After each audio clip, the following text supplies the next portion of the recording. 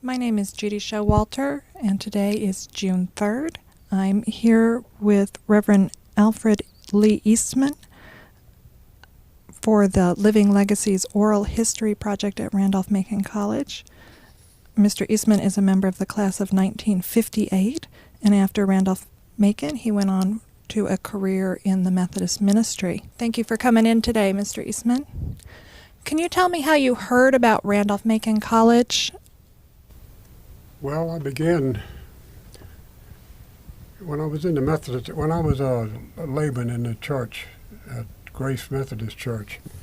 Pernell Bailey was a pastor at that time, and I decided to go into the ministry, and so I was told to go to see him first. So he was my pastor, and we went there, and he interviewed me, and agreed that he thought that I might make a pastor in time.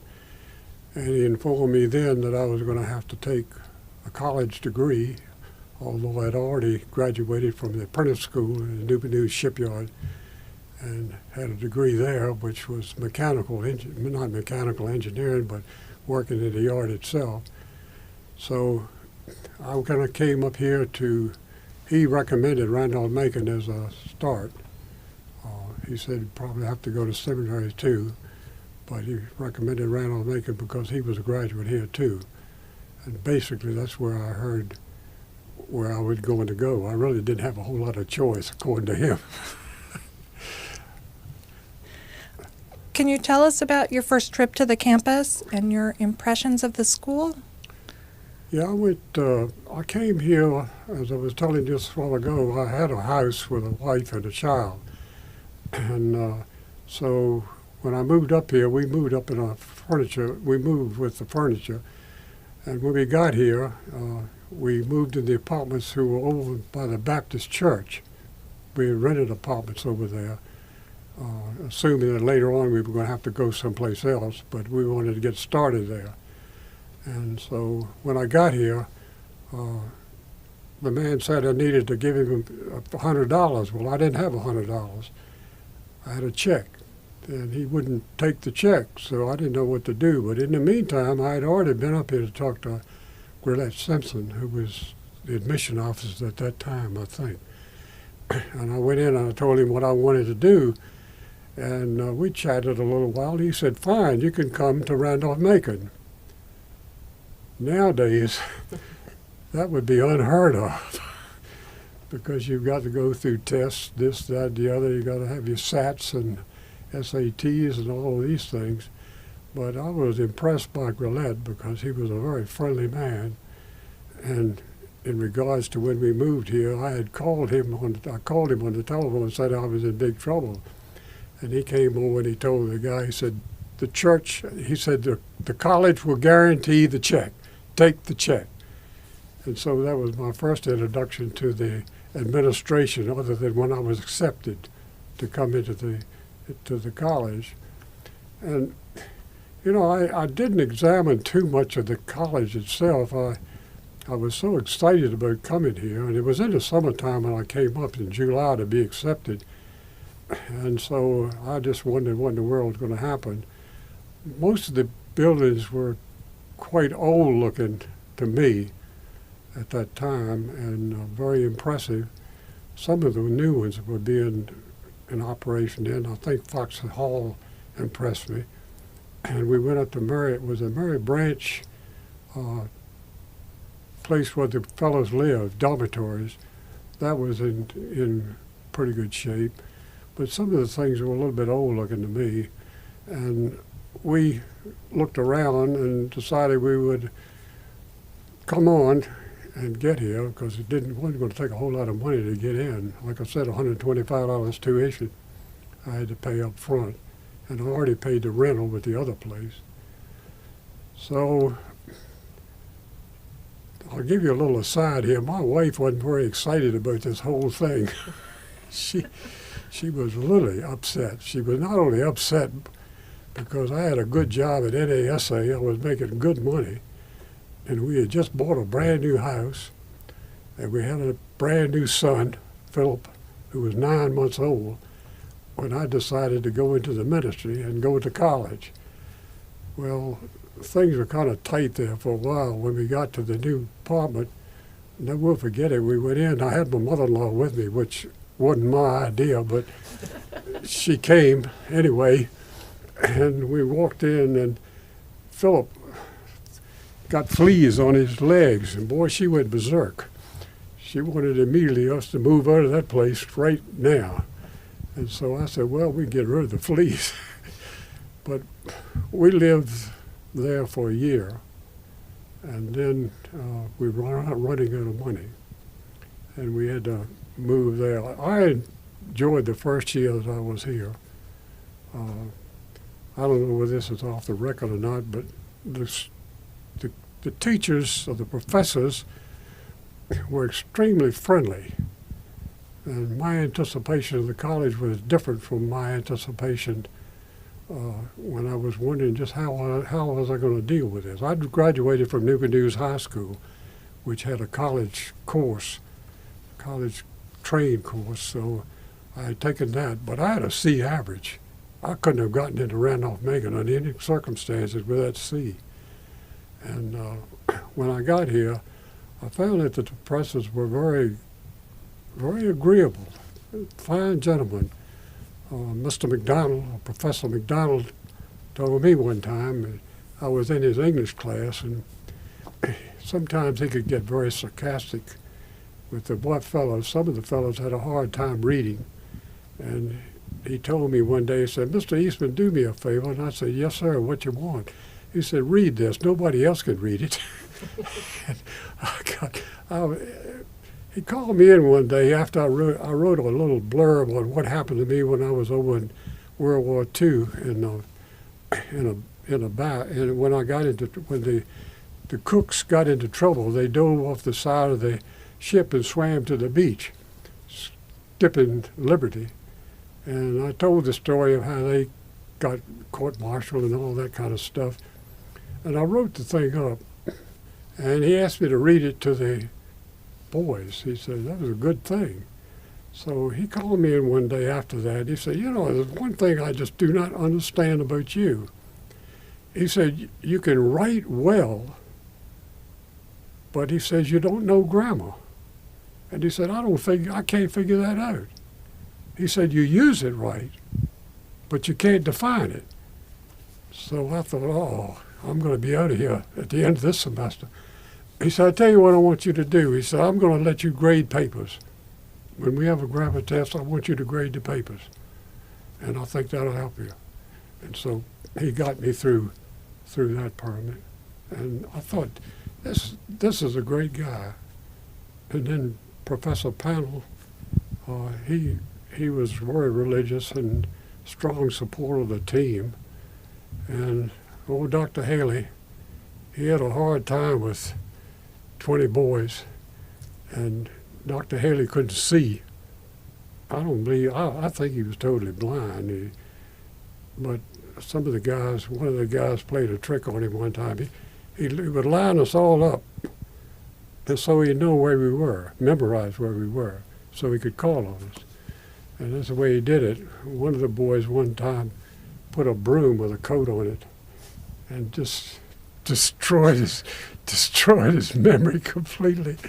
And then when he got upset, the young fellow apologized and apologized and apologized for what he did. But everybody at that time thought it was kind of funny. When I was in one class, I was sitting there, and I was, like I said, I was probably the oldest kid in this college. I was sitting in one class, and this boy behind me, he was a Korean veteran, and he said, "Hey, Eastman, did you get your check this month?" I said, "No, my check ran out." He said, "What happened?" I said, "Well, I was World War II veteran. I wasn't a Korean veteran." He said, "My God, you're an old man." But my impression of the school was great, really. I don't know if that was the first time. I'm giving you more than the first time. And I really enjoyed the whole 3.5 years that I was here. Dorothy got a job over at the main building, working with the communications fellow, and she was doing real well. And I took care of Philip while she was working, and studied, so forth. And while I was studying, I decided I needed to learn how to type, so I got the big book out. And while Philip was sleeping, I learned how to type, touch feeling. And that was an interesting thing. And then the biggest thing that happened to her was my wife told me one day, she said, we were living in Veterans Village then. We had moved over there because I was paying $18 a month, $3 for heat and whatever. And she said, I feel so bad, I just feel sick in my stomach. And being stupid, I just said, well, go to the doctor. It's probably just a cold. She said, yeah, I think maybe I've got flu. And Brenda was born 9 months later. So I had a wife and 2 children. Veterans Village was a great experience. It really was. I don't know whether y'all ever remember the Llewellyn boys, do you? They came in '58. One of the Llewellyn boys was quite a character. I had a little dog, and we built a fence around back where you step off into the yard, and we had a little dog, put him out there. Can you tell us where we have a vague idea of where it was right down there across from the post on the football field. Okay. Right. So where the freshman village Yeah, is where the now? freshman village is now. And we had a line I'm going this way and this way on the other side. And they were all full of mostly, not all veterans, there's a number of the kids that got in it because it was cheap living, really. But my wife wasn't too happy with that because when we lived in Newport News, they built these types of buildings for the people who came from North Carolina and other places to work, to live in. And they were pretty spare, really. They were really spare in every way. And she wasn't very happy living down there, but I had a couple of guys that I ran around with down there lived there. Joe, I'm slipping. I'm having a dementia moment now. One of the fellows who lived across the hall from us was a quarterback on the football team, and he really liked Philip. And he used to come over there. And say, Al, is it all right if Philip comes out and plays? And I thought, this guy, he was a big fella, and he liked Philip. He and his wife didn't have any children, and so we got a big kick out of that. One time when we were sitting in the living room, not in the living room, we were in the bedroom doing something with Philip and the children, and we heard somebody come in the back door. We had just eaten dinner, and we heard somebody come in the back door. We didn't pay any attention to it because they thought we just had people do that occasionally with us because we were a little older. And so we went back in, and all the food that we had left there was gone. So we figured somebody just came in here and sat down and ate it, which was okay. But we thought it was kind of funny that anybody would do it, but they did it. And so anyway, that was some of the things that happened. We used to be able to sit there and watch the football games from across the way. They didn't have the big fence up there; it was open, and they had the old. I guess they've changed the place where you go to watch the football games now. But it was good living down there. We did have one incident where one of the guys who was on the track team up here found this fella peeking in the windows, and he ran after him, and the guy ran, and they chased him down. The boy chased him down there, and the guy pulled a knife on him, and I asked him, I said, what did you do? He said, I turned around and ran back.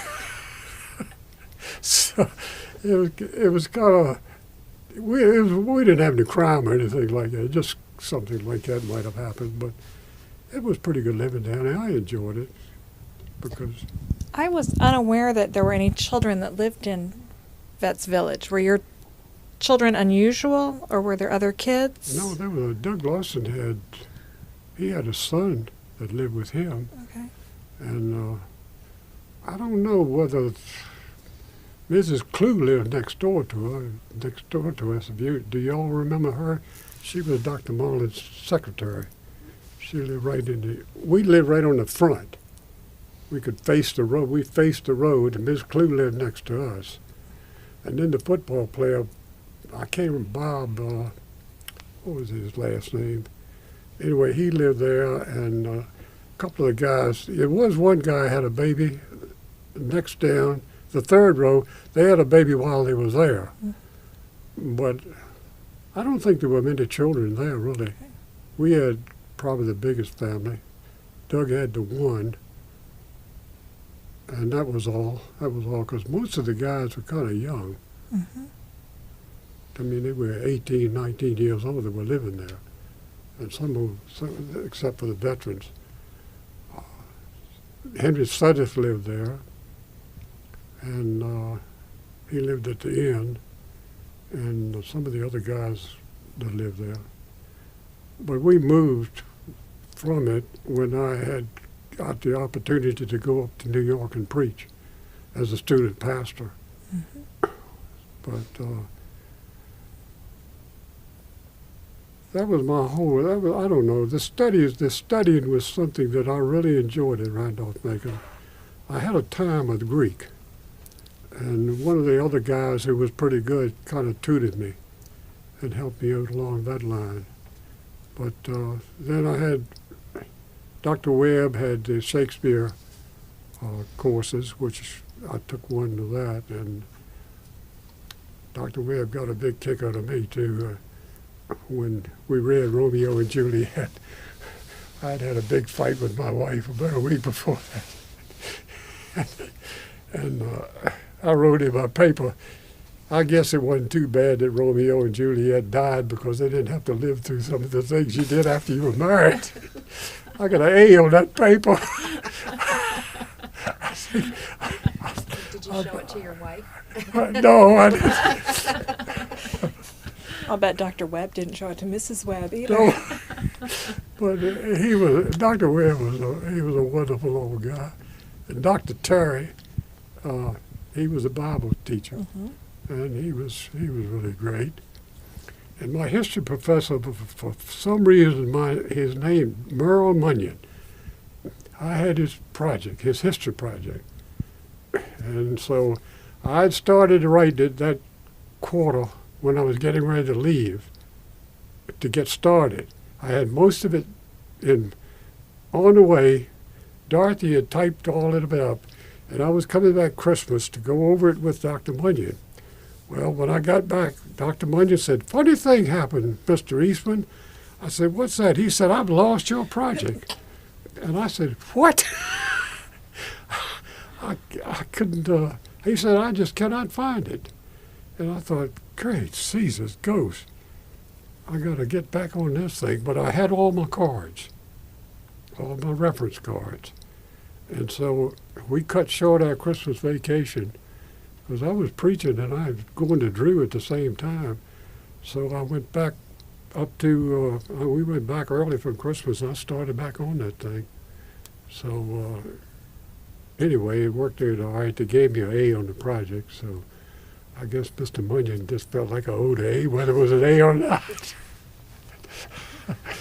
But he was a great old guy. He used to say to us, "Fellas, if I'm 5 minutes late, you can get out of the class. Just leave. You got a break." But he said, if you're 5 minutes late, don't even come in. And then we had an English professor who came over here, and he taught history, and he was very caustic about the fact that the United States didn't get into the war any sooner than they did, because he felt that we let England down. It was very interesting, and I think I could see what he was driving at. He gave us 2 term papers and 1 exam, and that was it. That was all you were graded on. and the exam was the big part. And I'm telling you the truth, we sat there and wrote for 3 hours, if you could remember it all. And he was a good teacher, a really good teacher. And I learned a lot from him. And I learned a whole lot from him, from all of the teachers, really. I couldn't have gone into Drew if I hadn't gone to Randolph-Macon. That's all. And the grades that I made here admitted me into Drew. Otherwise, I'd have never made it. What was your major? History? History? Yeah. Yeah. The thing that I missed, though, for some reason, is American history. We did European, Asian, the whole bit, and we didn't get into American history for some reason. I don't know why. While you were a student here, you also did serve as a student pastor. Yeah. And can you tell us a little bit about that? Well, like I said, we had 4 churches, Moody Wooten and I, and I was here for a year, and the second year I was here, I worked at the A&P store part-time, and that was up on this main street. And I used to check at the counters and put up stock and all that kind of stuff while I was going here. And then the third year, I was kind of short on money, and I needed some money, and I really needed some training too in preaching because I really wanted it. So I asked Purnell Bailey if he could find a place for us to go. Well, he talked to the district superintendent, and the district superintendent said, yeah, we can work something out. He said, I got another guy that wants a part too, and that was Moody.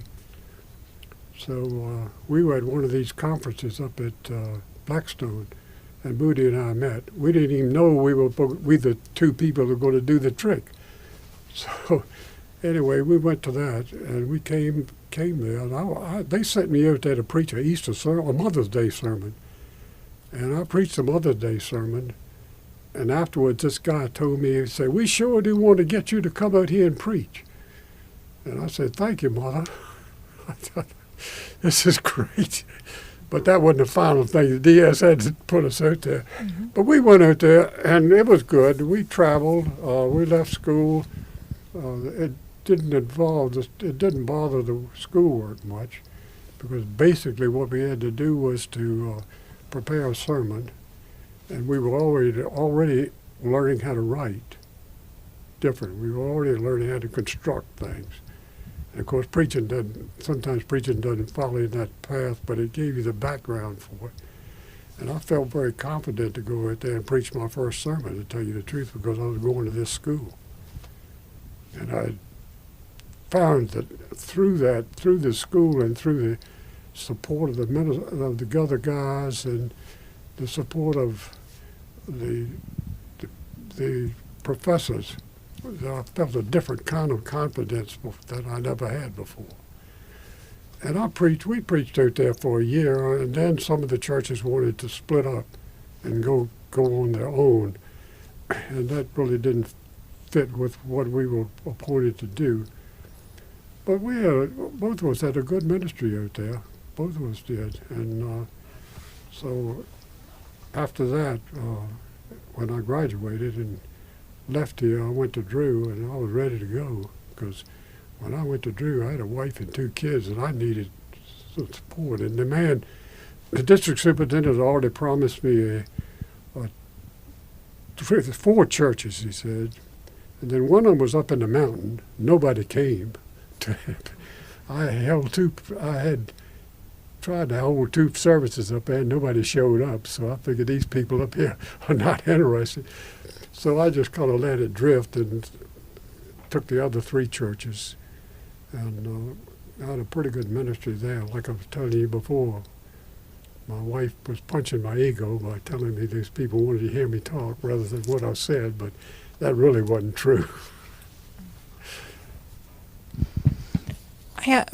I do want to hear about your career after you left, but I have one more Randolph-Macon question, which is, as an older student, what was your relationship with the younger students? Did they resent having older students in? Did they treat you differently?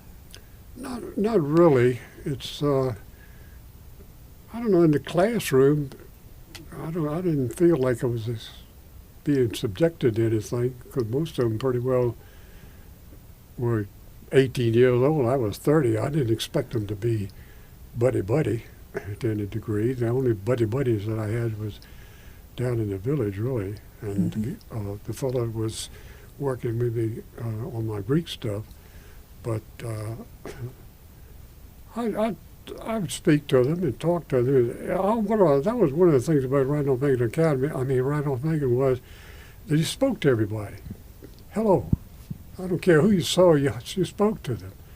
And another thing they had, if you put your books down in the grass, no one would ever touch those books, even if it rained.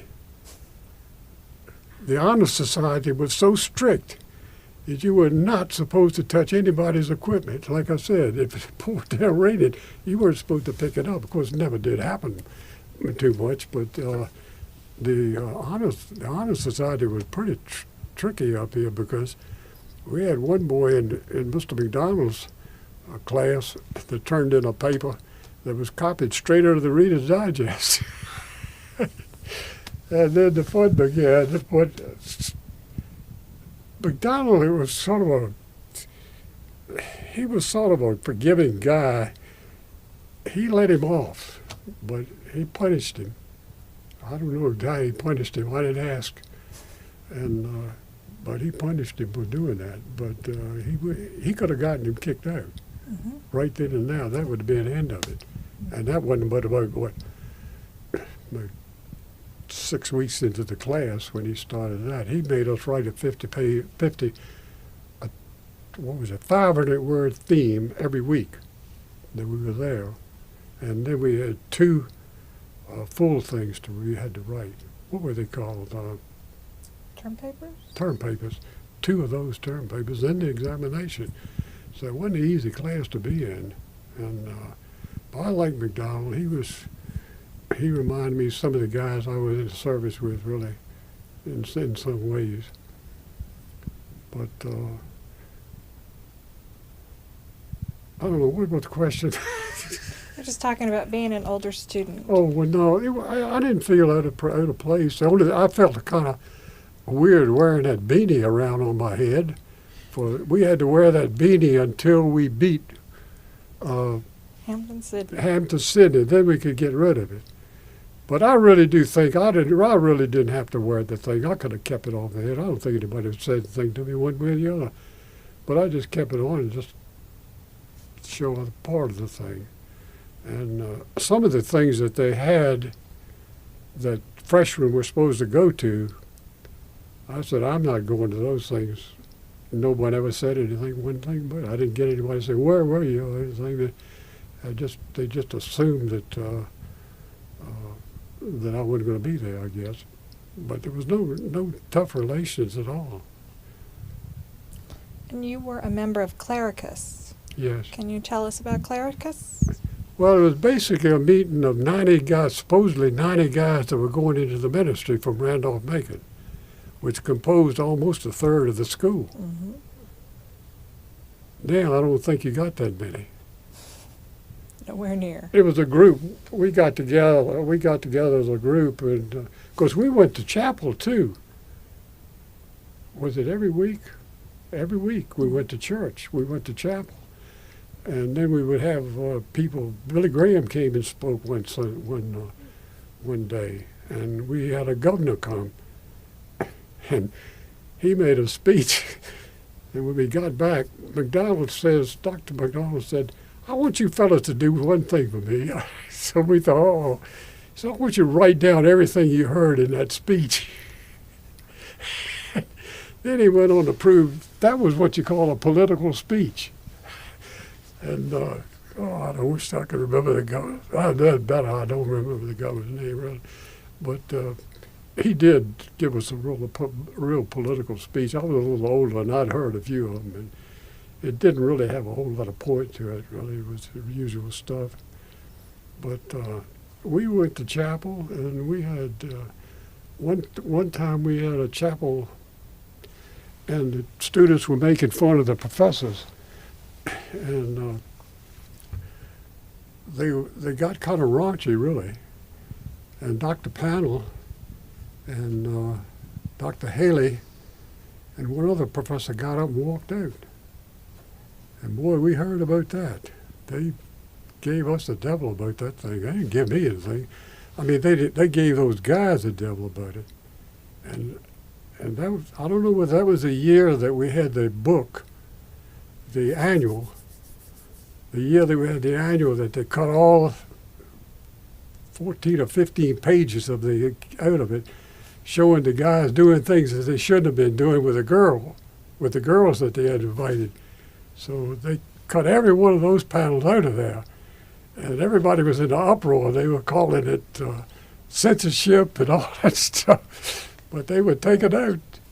Do you remember that? We will have to go look at the annuals and see if we have a whole annual. Well, all they took out of it was the parts where it showed the guys having fun with the girls, drinking and all that kind of stuff, you know. And they took the whole section out. They ripped them all out before they gave them to us. I have to see if one looks like it has taken pages, out. yeah, Which would be Yeah, never noticed that many. first, well, it would be within those 4 years, so Yeah. you can narrow it down right Okay. away. Yeah, we'll go look. Do you know if there was anything in the student newspaper about it, objecting to it, or did you just not really pay that much attention? I didn't pay much attention to the paper. I didn't see anything. I didn't see the booklet, really. All I saw, I got the annual. I don't know which one it is. It's like I said, it's narrowed down there. But we had a big uproar there. And Dr. Panel and Dr. Haley and some of the others, I guess Dr. Morley was in on it too, because they censored that thing and they took it out. I don't know whether it was really bad. Today it would have probably been hysterical. You know what I mean? Mm-hmm. Today it would have been hysterical, but everybody in Randolph-Macon was supposed to be a pure gentleman then. And if a girl was sitting on his lap or they were hugging each other, that would have been awful then, even though it was pretty liberal then to a great degree. That's a little news piece you didn't hear, haven't heard. We learn something every time. So you stayed 3.5 years Yeah, then I left the last semester. and went, and did you start I went that to- next semester at Drew? I mean, did you start in the middle of the I year? left here in January and enrolled at the community college up in northern Virginia, up in near Poughkeepsie. I can't remember. Anyway, I had a good time at that place because I made 4 straight A's in that course. Everything I'd heard it here, one way or the other. And I took an examination one time. It was a 3-hour examination. I did it in an hour and a half and got up and turned it in. And I thought maybe I didn't do too well on that thing. You know, I turned it in kind of quick. I met a guy that was at one of the stores in Poughkeepsie. He said, "Man, you really killed that test." I said, "What happened?"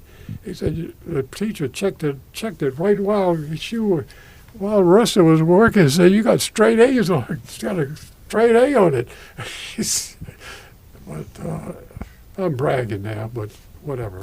That's part of the game, I guess. So that's quite all right. Okay, and then you enrolled in Drew. Yeah, I went to Drew, and I got a church right away. They had an opening up in a little place called Pequag.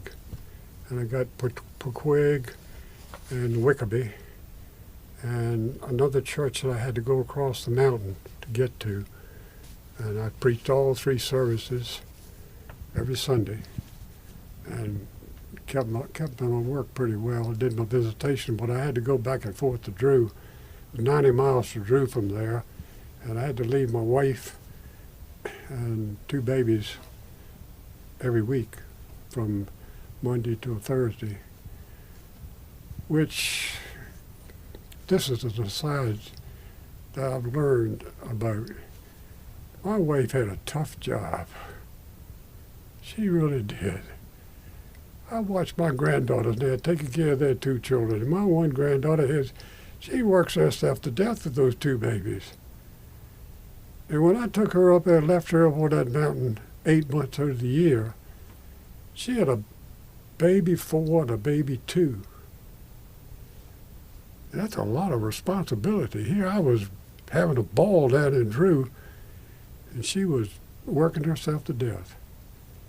And when we got to the end of the Drew and 4 years at Poughkeepsie, this is really a sign. I got on my knees one night and I said, Lord, do me a favor. Help me to get back to Virginia so my wife will be happier. Well, we went down to Newport News. That's where I was from. We went to Grace Church. They were having a big deal, a big Christmas party. And one of the district superintendents walked up to me and he said, Al, how would you like to have a church in Newport News, Virginia this year? And I couldn't believe it. I know you're not supposed to ask the Lord for anything, but that was the answer to prayer, one of the biggest answers to prayer I've had. And my wife was ecstatic. I got a church 6 miles from where her mother lived and her brother. So you learn some of the things the hard way, really do. And Phil and her both died 3 months apart. He had pancreatic cancer, she had breast cancer off and on for 7 years. But when you look back on those years, you wonder how in the world did she put up with me? Somebody asked me, I've been married. She died at 85. Somebody asked me why I didn't get married. I said, man, there's no way I could find a woman put up with me, put up with what she did. There was no way in the world. But that's aside. What else? Am I running out of time? Oh, we're doing well. We're happy to stay as long as you're with us. We just don't want to. We don't. Well, I'm throwing in some stuff. Wear people out. But, you know No, that was our next question was, what did you do after graduation? And so you came back to Virginia, Yeah. and you served several churches here in Virginia. Well, I served. And then you were a district superintendent Yeah. as well. Yeah, I was district superintendent. I went to Christ Church in Newport News, then I went to Kilmarnock, and then I went to Appomattox, and then I went to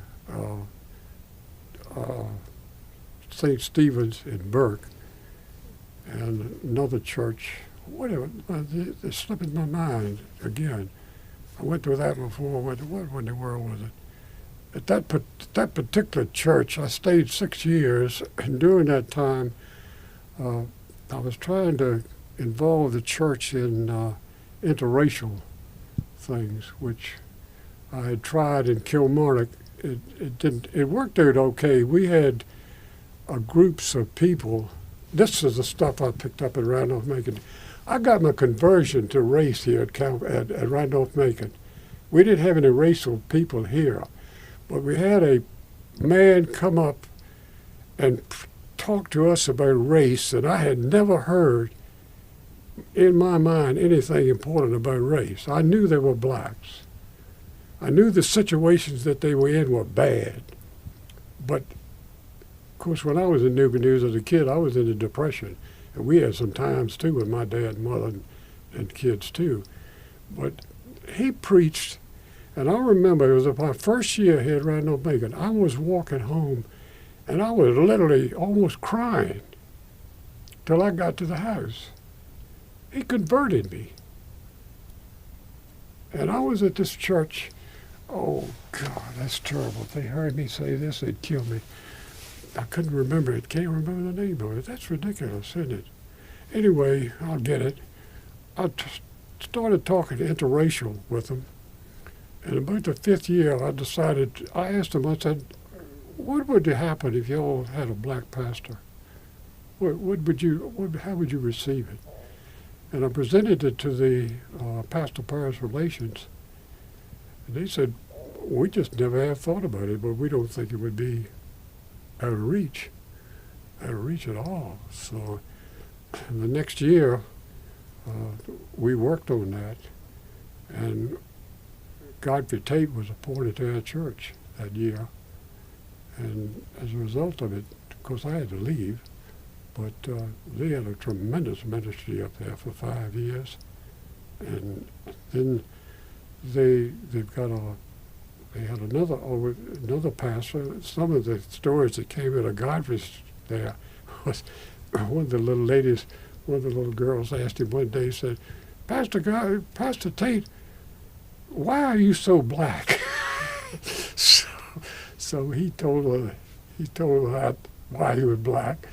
Didn't take umbrage at it, and different stories came out where they had such a good deal. And now they've got a woman black pastor at that church. They moved me to St. Stephen's, and I did the same thing at St. Stephen's. And it was easy over there because most of the people were government workers and military, and it didn't bother them a bit. They got a black pastor, and he served there for quite a long time. Then they got a Cuban fellow. But these are some of the things I think, one of the things that I picked up here at this school when that guy preached. Why they had him up there, I'll never know. But over the years, it's been a little bit less difficult for me to deal with the black race on account of it. How did you stay in touch with Randolph-Macon through the years? Well, I really didn't get down here too much, really.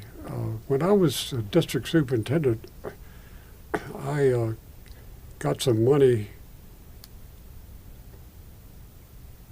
I got an inheritance or something, so it wasn't much, but I told him I'd try to give $2,000 a year to Randolph-Macon, but when I retired, I got such a cut in pay, I had a hard time dealing with it.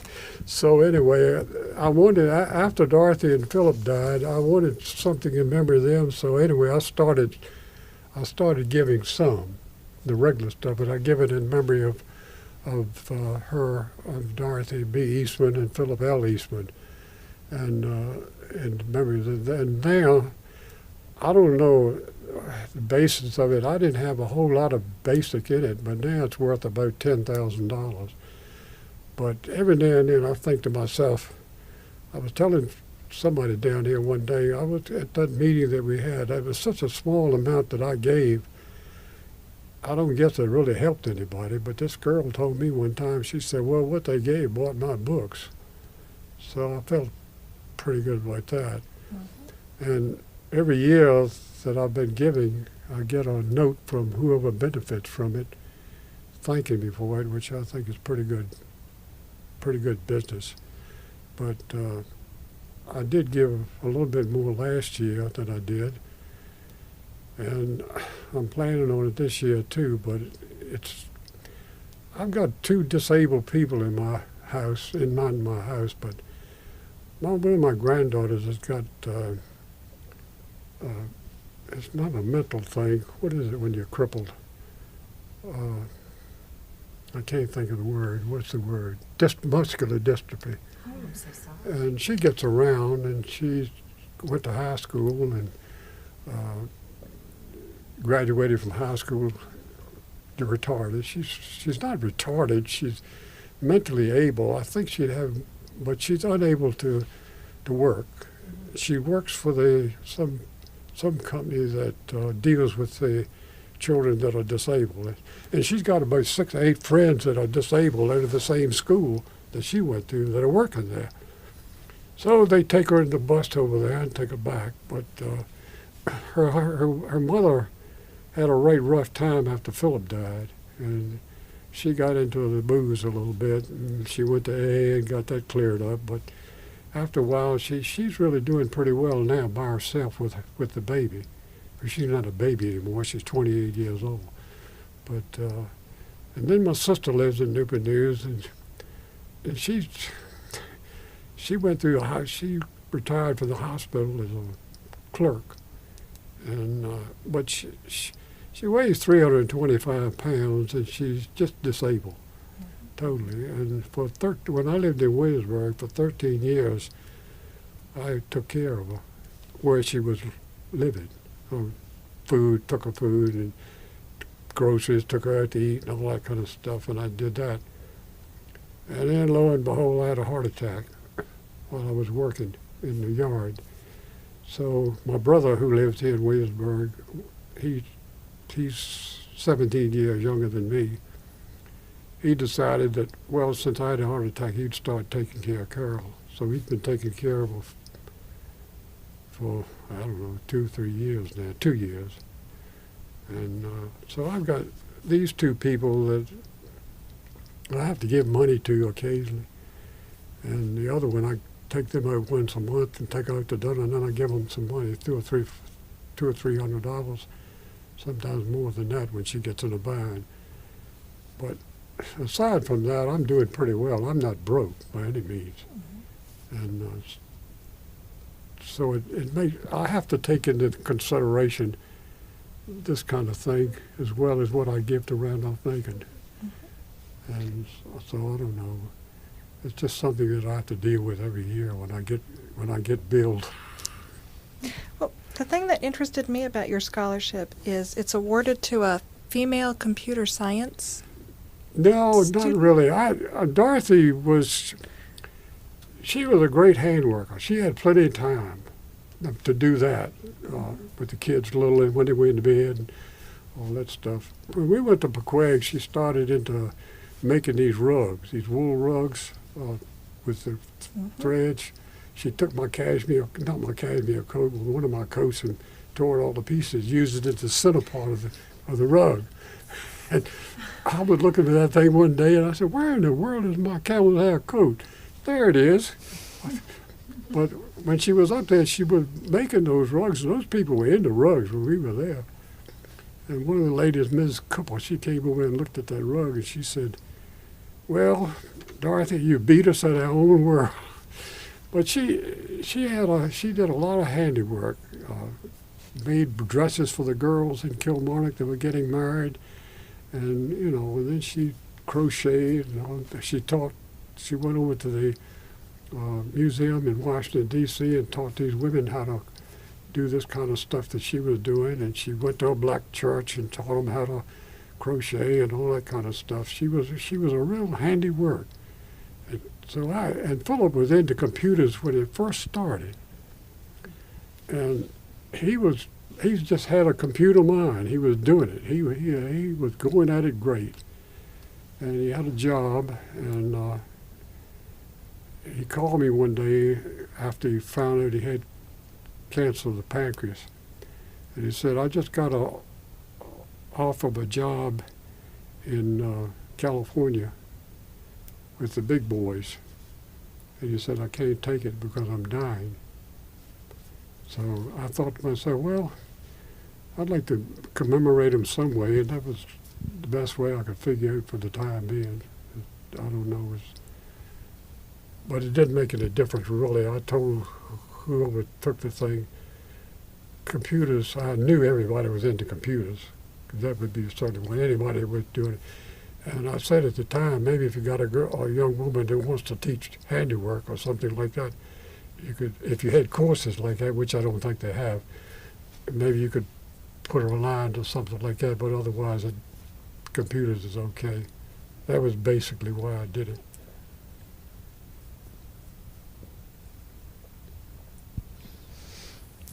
Did I miss anything? Is there anything you want to tell us about Randolph-Macon you think it was unique to you, or?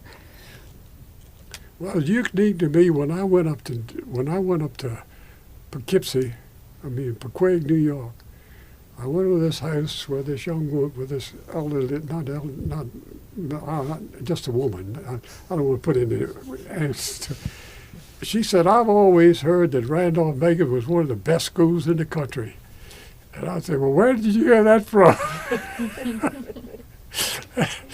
So I thought to myself, well, I'm in pretty good shape here. It always helps. But that was one of the things. I don't know. When you go to a good school, you go to Drew. Everybody from Duke told me that I was being a traitor. I should go to Duke, but I wasn't being a traitor. I was thinking of how I was going to live, and I could do it there. But when you got the background, it just gives you confidence in doing things that you never thought you would do. Where would I get the confidence to tell a church that I thought we ought to take a black minister? Tell me where would I have got it if I hadn't been here or Drew. And it worked out. It worked out 2 times. Of course, you got to watch what you say in the pulpit when you're talking about the women. You know, I was when they were having the women's lib. You know, when I was at St. Stephen's, I never will forget it. I walked up to this little girl. She was about 5. And I said, "What are you doing, sweetie?" She said, "My name is not Sweetie, it's Barbara." So I said, "Well, that takes care of that." I got introduced to the women's lib at St. Burke. Oh, man. But I feel like I was, I don't know why, but I guess maybe I just got so busy all the time, I just never did get back, to tell you the truth. I had the mental image of the things that were taught and the professors that did it. And in essence, I think the professors gave me a little leeway that I wouldn't have got in some schools. Reason is because I had a wife and 2 kids going into ministry. And I don't, not that they were easier, but there was a little bit of leeway in it. Because I graduated with a pretty high average. And most of my grades were A's, and boy, I would get 3 A's and a couple of B's throughout the whole thing. And that helped. Because I was dealing with some there were some good students here. Mm-hmm. Doug Lawson was a straight A student. And Dick Ferris was, I'm pretty sure Dick was pretty close to a straight A student. And these are the guys that I was knocking around with. Doug was he came from Grace Methodist Church where I came from. Doug was influenced by Pernell Bailey too. And Pernell influenced over 13 fellows coming. Kaufman, there was a Kaufman that came up here, and he was older than me, and he went into the ministry. His name was, and he was a fish. He sold fish in Newport News. Came to Randolph-Macon. Now he would have never gotten into Randolph-Macon. I don't know. Sometimes I think Randolph-Macon ought to look into taking a few C students every now and then, because Kaufman made a pretty good preacher. Mm-hmm. He did. And let's see.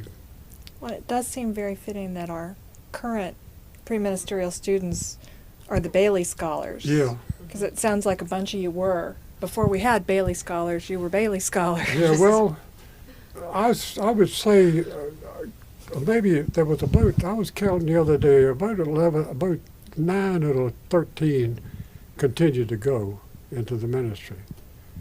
But like I said, there was there was 90 guys up there going into the ministry that not a whole lot of them, not all of them went in, I'm sure. Some of that changed. Mm-hmm. And who was the professor that used to teach geology? Do you remember? Schuyler Miller? Yeah, Schuyler Miller. He was one of my favorite professors too.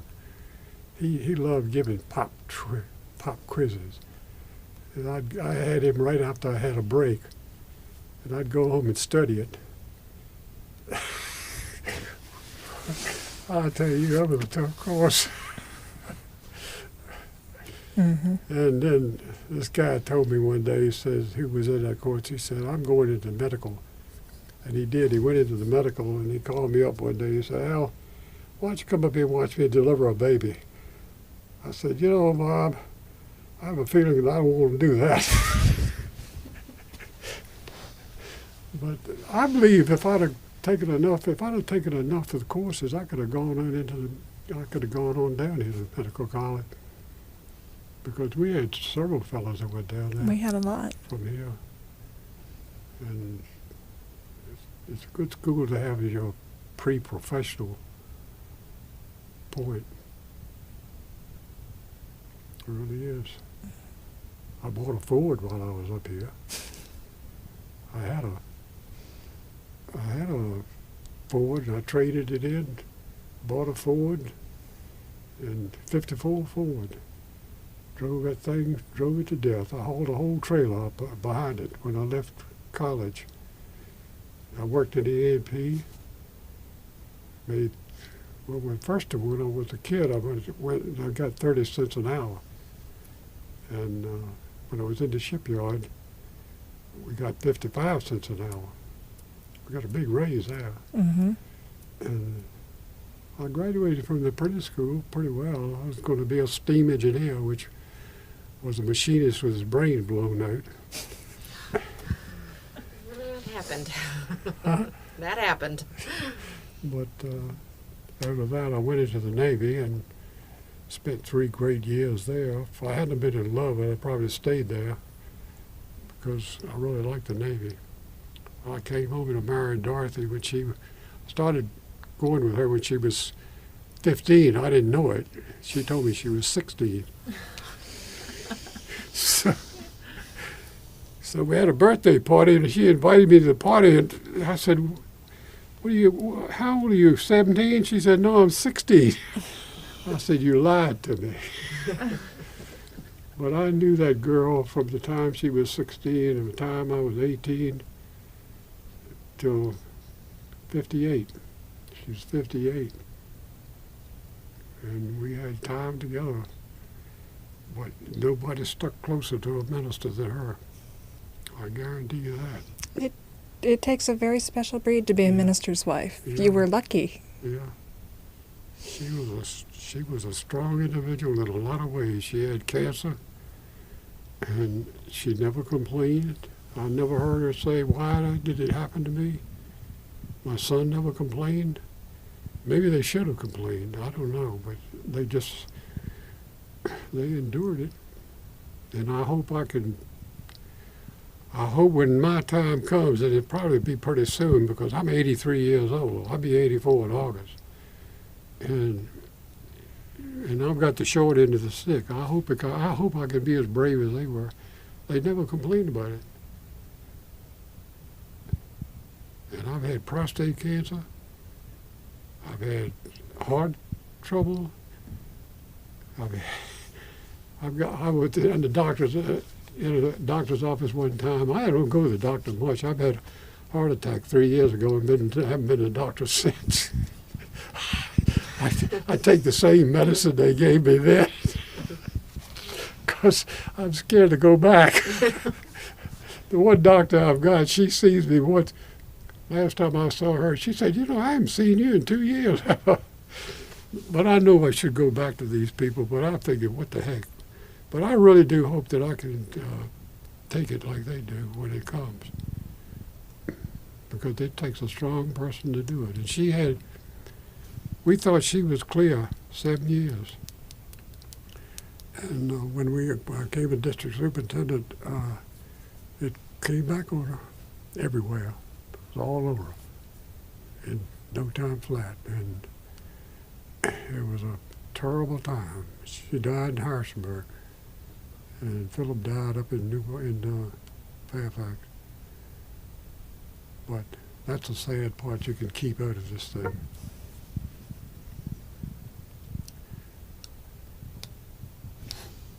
You mentioned your time in the Navy. Were you on the same ship the entire time? 2 years. It was my home. I was in Newport, Rhode Island. I served machinists. They put me on machines in Norfolk, and then I went up to Rhode Island, Newport, and they sent me to New Orleans to meet the ship in December of '44. And I was on it till April '46.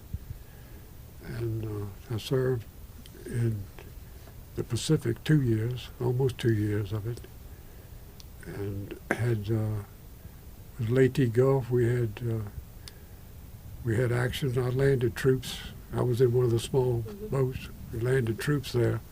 I landed troops on my boat, and was an old our ship was a cargo ship. Really, it was a Sabic, and we carried troops and cargo, and we took the cargo to Espiritu Santos with 125 Marines into the South Pacific with dogs. And from there on, we went up from there on up to Okinawa and back and forth and back and forth. And we landed troops in Leyte, and we took troops into Okinawa, and we were in the big storm, big hurricane that they had there. And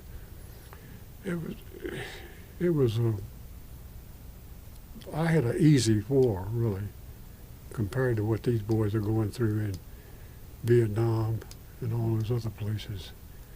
We had, most of our trips were carrying troops and delivering them, carrying cargo and delivering them, and keeping the ship clean and all that stuff. But I was a machinist mate class, second class, before it was all over with, so I had some responsibility. And I was glad I was a veteran, really. I went in when I was 18, and so I was just a young kid then. We had Senator Dole said we had, a few years back, we had 3 million World War II veterans still living. And they were dying at the rate of $350,000 a year, or $350,000 a year. And I figured that up. Figured out it was going to be about 1912 before all of us were supposed to be dead. I mean, 2012 before all of us were going to be dead. Oh, Yeah, we're losing all of you too soon, though. We need to hear all of your stories before. Yeah, well, my stories were mostly, what is it the Prime Minister said, that war is 90% sweat, 10% blood, and mine was 90% sweat because I learned it down in the engine room, running up forward flights down and up and down in 120 degree, 110 degree heat. But you're young, you don't have the sense. You don't think you're going to get killed. We were down in the boiler room, and they were firing bullets. They were firing the big guns up on the deck, and a bomb dropped right beside the ship and put a solid dent in the thing. We didn't think nothing was going to happen to us. That's the Army's. I've always said the Army is getting too old, really, because you got all these guys with wives and children. They have a terrible time fighting. They really do, and I'm not taking anything away from them. When you're 18 and 19 and 20, you can fight, and I don't think these guys that are 30 years old, they know they're going to get killed, or they can get killed. And I think that's a difference in the wars we fight. And of course, we're not allowed to win any of them. Korea, we lost that. We didn't lose it, but we fought to a draw. Vietnam, we lost that one. And I don't know what we've done with this one. We haven't. We're somewhere in it, but I don't know where we are. Now, you were with your calling to preach. Was that a very sudden thing, or had it come on over a great? No, it came. I was teaching. Because that's why you came here. I was teaching Sunday school, and I got used to. I used to have fairly good crowds coming to this thing, and I got kind of egoistic about it. Decided I ought to go into ministry. But anyway, I felt a definite call to go, really. I felt it definite in one of the churches at King William. What's the little church down there on the main road? There's Epworth and this. Epworth, let's see, McHenry's not on the main road. That's the one close to There's another brick church down there with a funeral. The other one I'm thinking of, the two I'm thinking of are both Baptists. They're not. No, this was I'm trying to a think brick what it church. was. Well, Methodist. Anyway, Epworth and McKendree are the ones I know. yeah, McKendree and Epworth, and there's one down in the woods, really. What's the other one? I can't remember it. I'll probably remember when I go home. But it was at that church I was preaching, and I'm telling you, I really felt the call to go. And after it was all over, this old farmer came up to me and said, "Man, I saw God standing up there beside you." And I cried all the way home. I was torn to pieces for about a week. And that confirmed it for me at that particular moment when that old guy told me that. Because the church was just listening. It was a revival thing. And it wasn't a big church. It's not a big church, but it was full. And it was just something that clicked. And you can't escape it when it clicks. I don't care. As I was telling a minister recently, I said, I really didn't have any choice where I was going or what I was doing for 32 years. I just went. And I felt that Dorothy went too, but in a different way. And Philip, that rascal, he got into more trouble because he was a preacher's son, I guess, because most preacher's sons are pretty good. But he was miserable sometimes. You know what he told me the night before he died? Boy, Dorothy had died 2 months before that. He said, "Dad, have you got any messages for Mom?" Boy, that ripped me.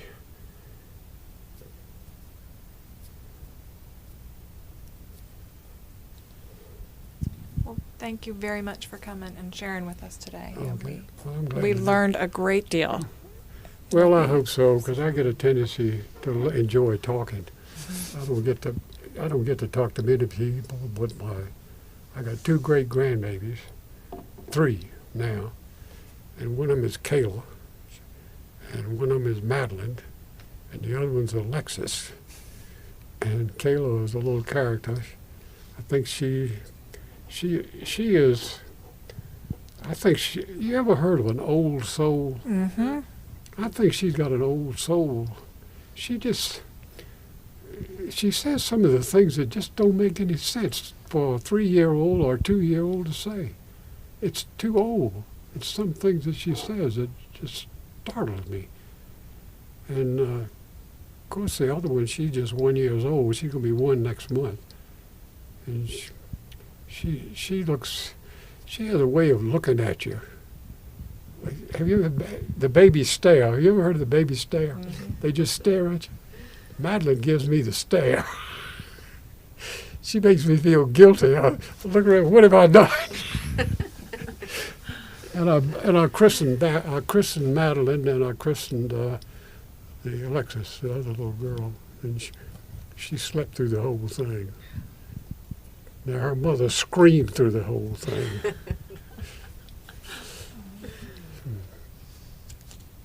Well, I thank you for giving me the opportunity to come, to tell you the truth. Really appreciate it. Thank you. It's been such a pleasure. Yeah. Really. Yeah.